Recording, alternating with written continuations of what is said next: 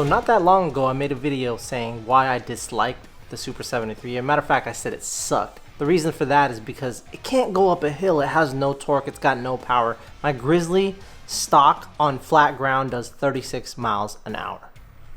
That video actually did really well. About half of you guys agreed with me with the Ariel Grizzly, and the other half disagreed, and I feel like the other half were all Super 73 owners. Now, a lot of those Super 73 owners said I didn't know what I was doing, that I didn't have it in unlimited mode, and I'll tell you what, I had it in unlimited mode. As a matter of fact, it was unlocked before I bought it. A couple of the comments that stuck out to me was people saying that Ariel Rider was an ugly bike, and I somewhat agree. The tall bar chopper looking thing is just not for me. Bikes from Ariel Rider like the D-Class look like it came straight out of Stranger Things. But what really stuck out is somebody said you couldn't customize the Ariel Rider and that you could customize the Super 73, and that's why they were more attracted to the Super 73. The term custom is something that's kind of thrown out into the world, and to me, a custom project is something that's one-off. You probably use a grinder or a welder or something to create something that's one-off. So I think we all know by now that e-bikes use a lot of bicycle components, and throwing parts that you buy online and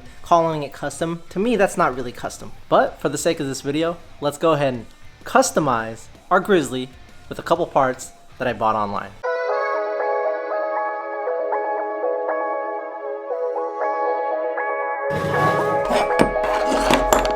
So, like I mentioned earlier, I'm not a fan of the chopper look with the big tall bars, so what I'm doing instead is changing the bars and the stem. One thing to note when you're buying a stem is the number's 31.8. That's this inner diameter right here, and some bikes take a 31.8, like mountain bikes, and BMX bikes are smaller. This hole right here is for your steerer tube, and that's typically 1 1/8 inch. So I went ahead and pulled these grips off. They're pretty simple. They're just rubber on the inside. Now these components are just held on by various Allen wrenches, and there's a screwdriver on this side, but these you just loosen and then you can like start sliding things out.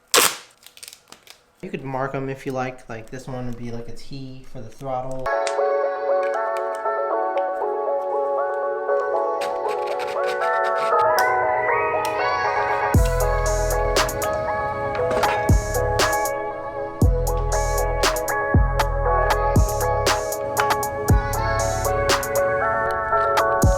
So I have two bars that I want to try out. Zoran bars. For me, they're a little bit too aggressive. I ended up buying these Deities. They're really close to a 3-inch rise. They're not quite a 3-inch rise like the Pro Tapers, but I think these will go on really nicely. So I'm going to try these out. So the next thing I want to get rid of is this derailleur right here. I never go past the highest speed, so it just doesn't make sense for me to have it.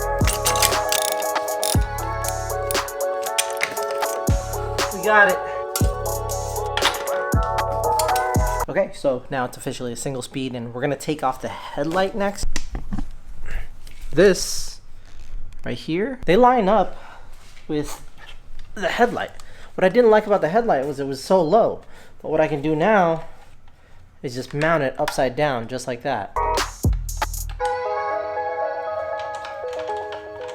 For the display, this mount actually will mount directly to here if you take off these little rubber pieces. So you just take these off from in here, and then you can just mount it directly right here in the center. And slide them in. And then you can put the bolt on. I got rid of the brake sensor because I don't need it. So the next thing I'm gonna do is I'm gonna switch these brake lines. I could probably easily just go like this and flip them over, but I don't wanna do that. I want my right lever to be my front brake and my left lever to be my rear brake.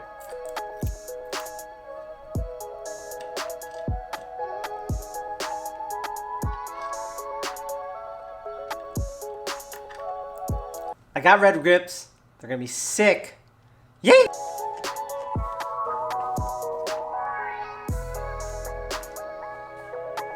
So now I'm gonna line up the grip with the throttle. Now what I'm gonna do is I'm gonna find like somewhere in these splines right here, a spot to cut. So I'm gonna put it in and then I'm gonna cut it. Just watch.